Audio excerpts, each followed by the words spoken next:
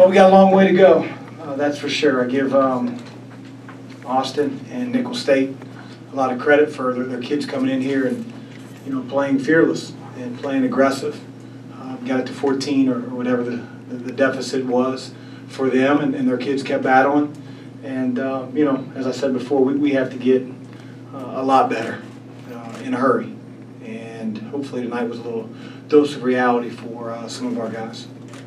Questions? Chris, was this about what you were expecting, how your team, I know you had 2 exhibition games, but against regular competition, was it what you expected? Things played out. Well, I thought early on we had nerves. I thought, you know, we had 7 turnovers probably in the first 4 or 5 minutes and ended up with 6 for the rest of the game. And those turnovers, by and large, in the very beginning, weren't because of the pressure, at least full court pressure. But, you know, just our ability to catch the ball and pass the ball to one another in those first 5 or 6 minutes, probably nerves. I thought we did a much better job of taking care of the ball from there on out. You know, who knows what to expect? You know, and that's part of taking over a new program and new personalities. But, you know, there were some occasions on the floor tonight that I didn't like what I saw with, you know, our attention to detail, our toughness on the defensive end, on the glass. But, you know, game 1, we got to learn from it and get better because of it. Coach, it seemed like there were limited touches inside in the first half, but in the second half you seemed to have the big men duck in quicker and work a little bit more quickly to get the ball down low. Were you happy with that in the second half? Well, I thought in the first half, the few times we tried to get it in, our guys couldn't hold on to the ball. And that doesn't necessarily give you a ton of confidence when you're a post feeder if that guy's not securing the basketball. I also thought that a few times that you know, we had guys open in the post, and we're getting the ball deflected, and as if there's no defender in front of us. And so, you know, as you're a post player, you can only hold your seal for so long. And so we've got to do a better job of being able to, you know, slip that thing in there when he's open. I thought in the second half we did a much better job.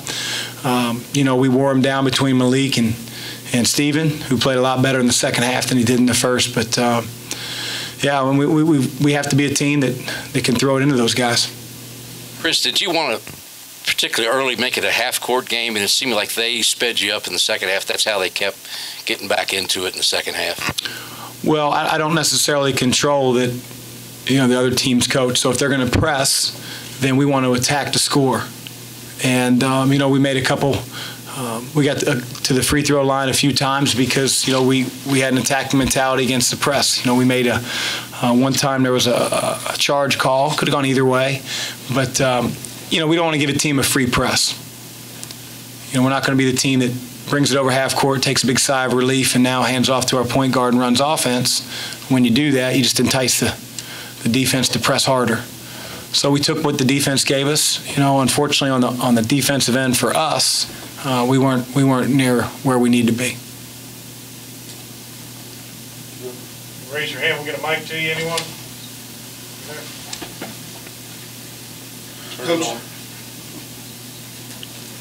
Coach, it's been a heck of a year for you. Back in January, you became the all-time winningest coach at your alma mater, 215 wins there.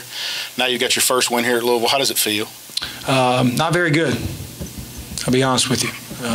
Doesn't feel very good. I don't think we played very well. I don't think we were very tough. And, you know, we got tougher games coming. So I'm happy that we won, but I'm not certainly happy the way that we won. And, you know, we got to figure it out. Coach, when Nicholls made that run, it seemed like you wanted to see your team kind of work through it. You didn't call any timeouts to kind of stem the tide. Is that just a philosophical thing for you? You're right. You're right. I didn't call a timeout. You know, armchair quarterbacks can call a timeout and you go back out on the floor and they can hit another 3. So I want our guys to figure it out. I want to learn about our team. And I felt like it wasn't needed at the time. Mentioned the free throws earlier. It is, with going to line 50, whatever number you went, the game is stopping a lot.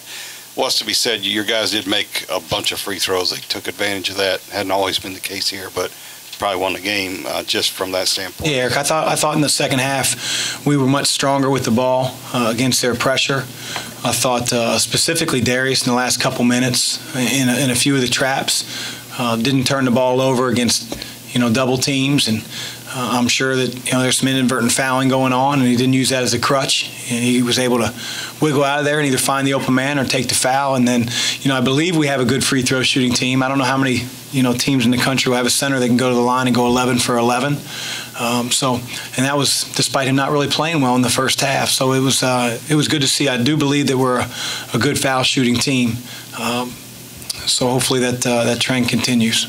Chris, on the Jefferson threes, a couple of them, you had a guy there with him hand, I think Ryan twice and maybe Jordan, but it seemed like there was space. Was that what you were kind of the teaching point? I saw you at the break. Yeah, I mean, the kid had 0 points at half. He's coming off a 28-point game. Said to the guys in the locker room at halftime, you don't think he's going to come out with an itchy trigger finger, and he did. And if a guy hits one, I think you have to adjust as a defender. If your hands are down when you close out and then you challenge the shot, it's really, for a good shooter, you're really not being challenged. It's really not a contested shot. It might look like it, and you can have that false hand up after he follows through, but a good shooter, if he has a clean look when he catches the ball, is going to feel good about the shot. And Ryan's hands both times were down. And, if he's not the quickest guy in the world, that can't be an excuse. He has to have his hands up, especially when a guy is, pulling the trigger, time after time after time. Any other questions for Coach? Thank you. Thanks.